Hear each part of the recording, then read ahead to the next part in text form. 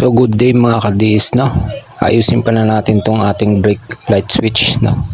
Sira-sira na kasi siya. Ay papalitan lang natin siya ng kailangan sirain na to lahat kasi siya, nakalock kasi siya pag bago niyang kinabit.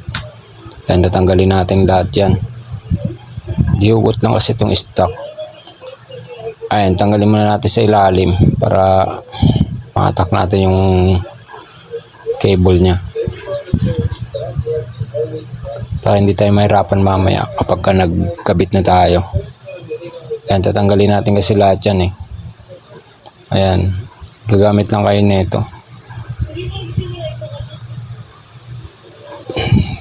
Yung iba nito matigas may lock kasi sa ilalim, tapos kailangan ipitin nyo ng plies. So yun, matigas. Ayan na, natanggal na natin kailangan kasi tanggalin siya Tapos ito, sisirain nyo na to kasi hindi na siya mababalik talaga. Ayan, hatakin nyo lang siya. Ayan, tatanggalin natin yan.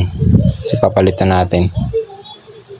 Ayan siya Iba kasi nung original niya sa replacement Dito ko lang kasi siya nabili sa amin. Pero sa mga shop meron naman yan. Ayan, tapos puputulin natin. Tapos iduduktong na lang natin. Ito siya Isa lang yung lock niya. Sa ilalim yan, nasa ilalim. Ay papasok natin dyan. Replacement lang to. Kaya pang YTX. Putulin din natin yan kasi hindi tugma. Kahit naman magkabaliktad okay lang. Ayan. Pagpasok nyo yan dyan, maglalak na yan. Hindi na mahuhugot yan. Yan. Diba? Ganun lang.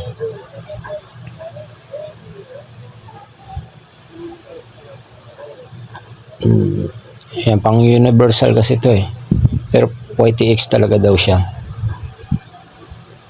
Ayan Napuputulin natin ito, tapos duduktong natin kahit magkabaliktad. Ayan, titape natin.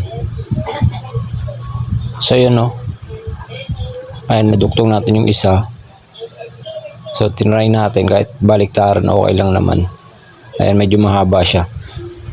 Ayan, kinabit na rin natin dito para maigpitan na natin sa baba. So iti-testing natin kung umiilaw siya. Ayan umiilaw. Siyempre di ko napapakita yung sa may pinipindot kasi nga malayo. Ayan. So yun lang mga kadiyes, mabilis lang magpalit Ayan.